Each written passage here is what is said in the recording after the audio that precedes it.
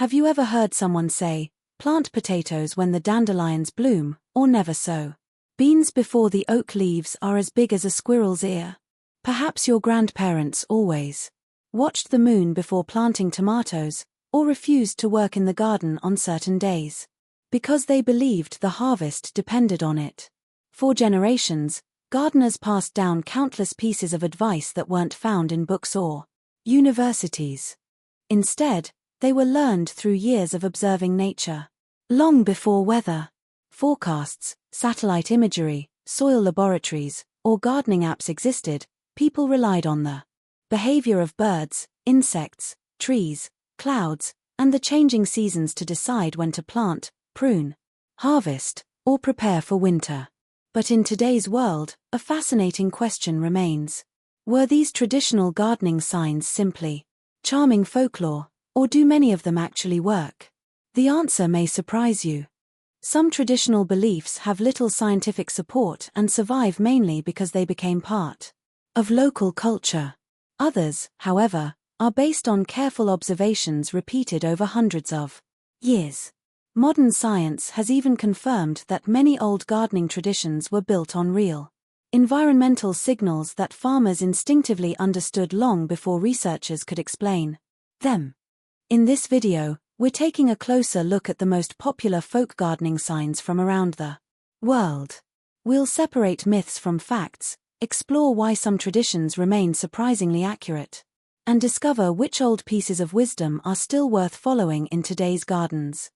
By the end of this video, you'll know which signs deserve your trust, which should be taken with caution, and how combining traditional knowledge with modern gardening techniques can lead to healthier plants and better harvests.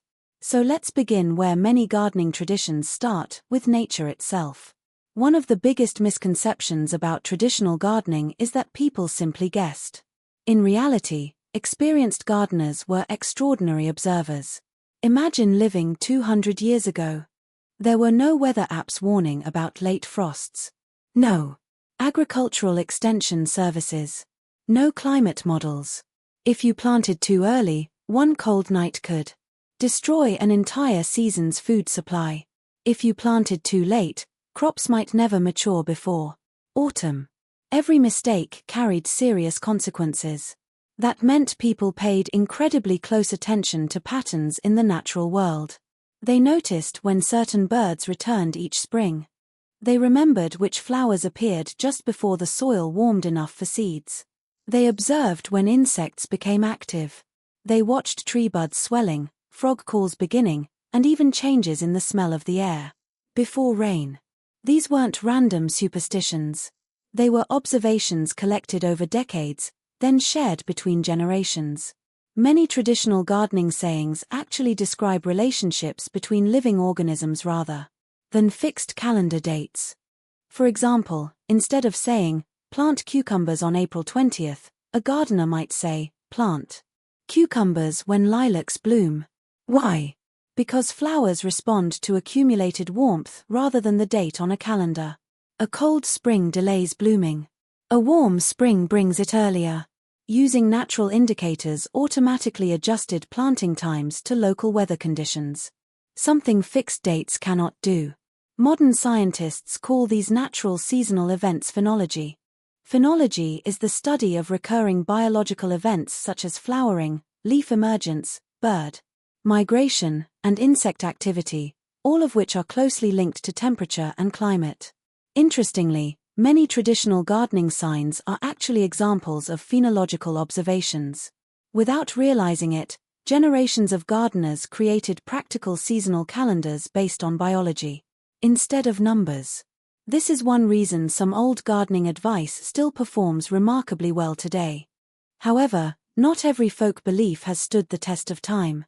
Some traditions developed from coincidence. Others reflected local climates that don't apply everywhere. And some became so widely repeated that people stopped questioning whether they were ever accurate in the first place.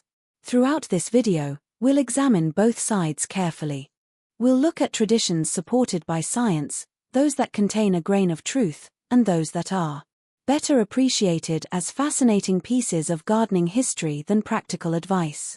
And perhaps the biggest surprise of all involves one subject that still divides gardeners around the world today: the influence of the moon. Does planting by lunar phases actually improve your harvest? Or is it simply one of gardening's oldest myths? Let's find out. For thousands of years, gardeners have looked to the night sky for guidance. Across Europe, Asia, Africa, and the Americas, planting calendars based on the moon have been passed down from one generation to the next. Even today, many experienced gardeners refuse to sow seeds or prune fruit trees without first checking the lunar phase. But does the moon really influence plant growth? To answer that question, we first need to understand what traditional lunar gardening actually teaches. According to folk wisdom, the moon's monthly cycle affects the movement of moisture within plants and soil, much like it influences ocean tides. During the waxing moon, the period between the new moon and the full moon, it is believed that energy and moisture move upward through plants. This is said to encourage leafy growth, making it the ideal time to sow vegetables harvested above ground, such as lettuce, spinach, beans, peas, tomatoes, peppers, cucumbers, and many herbs. As the moon begins to wane after the full moon, traditional gardening says that energy shifts downward into the roots. This phase is considered the best time for planting root crops like carrots, potatoes, onions, garlic, radishes, and beets. Many gardeners also recommend transplanting, dividing perennials, or planting trees during this period because they believe stronger root development occurs. Certain lunar calendars go even further.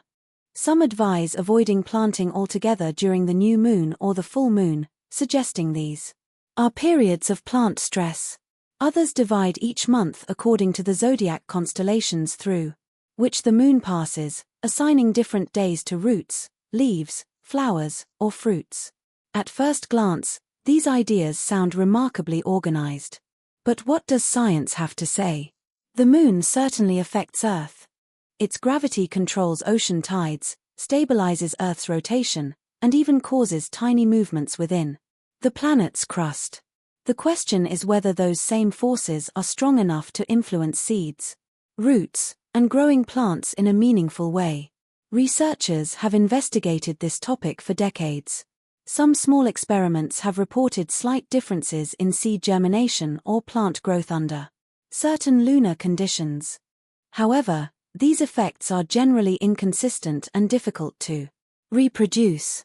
When larger studies compare crops planted during different lunar phases under controlled conditions, the differences usually disappear or become so small that they are overwhelmed by far more important factors: temperature, soil quality, sunlight, watering, nutrients, pest pressure, and the choice of plant variety.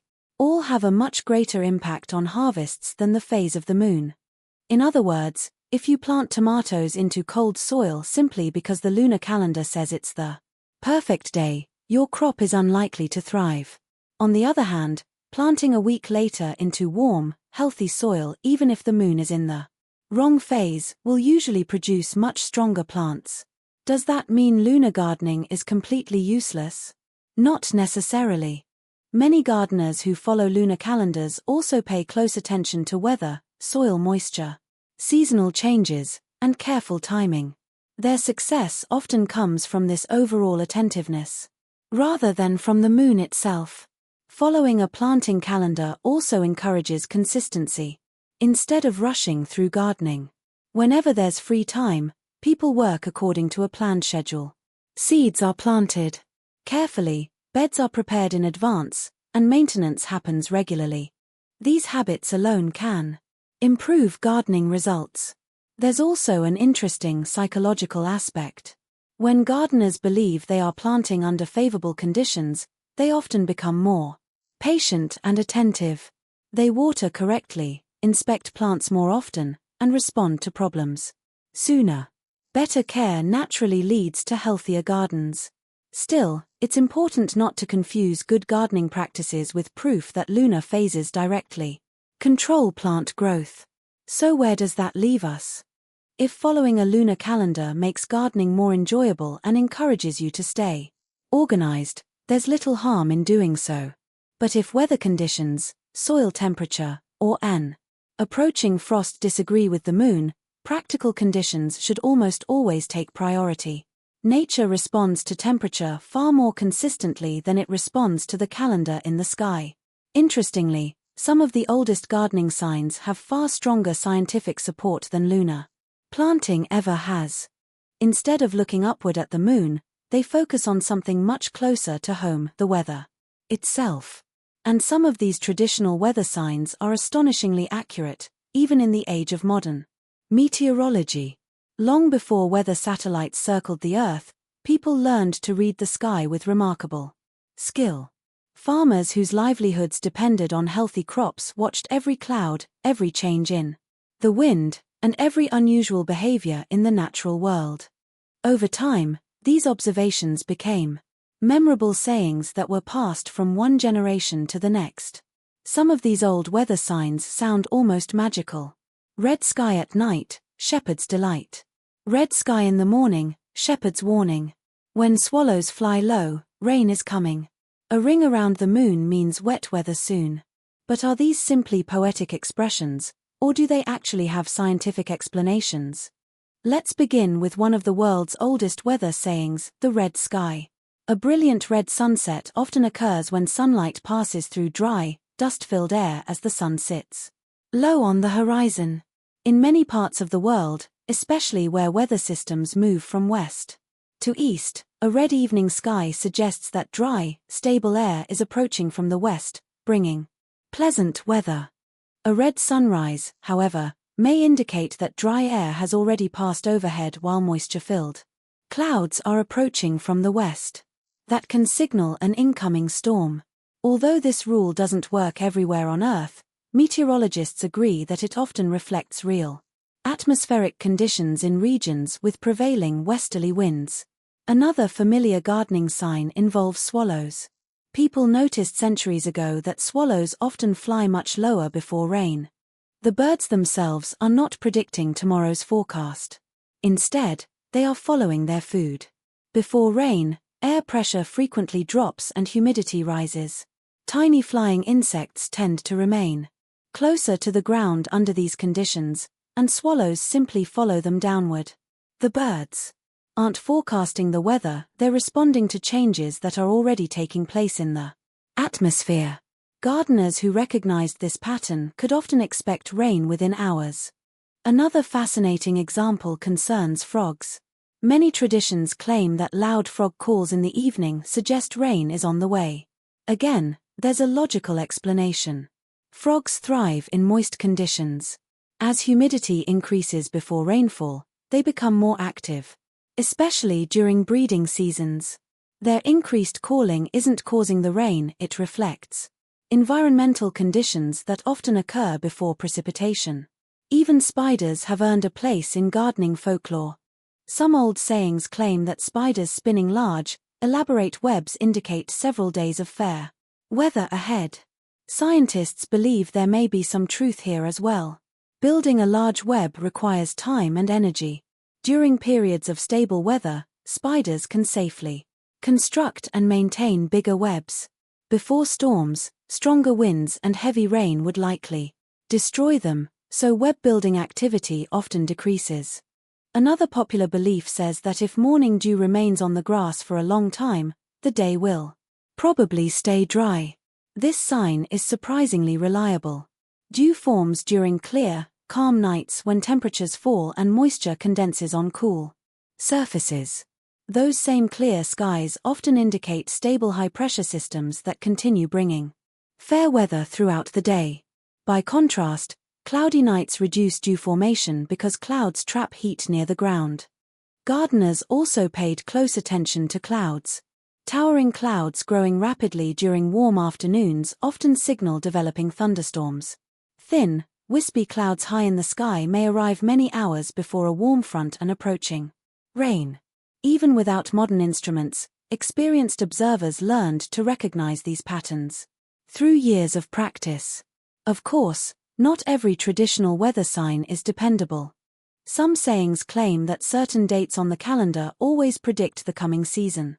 Others insist that a single snowy day determines the entire winter.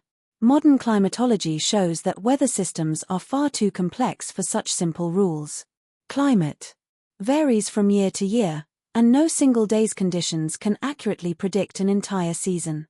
This reminds us of an important lesson. The most reliable folk gardening signs usually describe direct observations of nature happening right now, not long-range predictions based on superstition. If birds suddenly change their behavior, if humidity rises dramatically, if clouds begin building rapidly, if insects disappear, these are immediate environmental signals that often have genuine scientific explanations. In many ways, traditional gardeners became skilled field meteorologists simply by paying close attention. But weather wasn't the only thing they watched. They also observed countless animals, insects, and even earthworms, believing that these creatures could reveal the perfect time to plant, warn of changing seasons, or predict future harvests. Some of those beliefs sound almost unbelievable. Yet several have proven to be surprisingly accurate once scientists understood the biology behind them. Let's take a closer look at what the animal kingdom can really tell gardeners. If you've ever watched a seasoned gardener walk through the yard before picking up a shovel, you may have noticed something unusual. Instead of looking only at the plants, they often pause to observe the insects buzzing through the flowers, the birds searching the ground, or even the earth beneath their feet. For generations, gardeners believed that animals were among nature's most reliable messengers. Unlike humans, they don't check weather forecasts or calendars. Their behavior changes directly in response to temperature, moisture, daylight, and countless other environmental signals.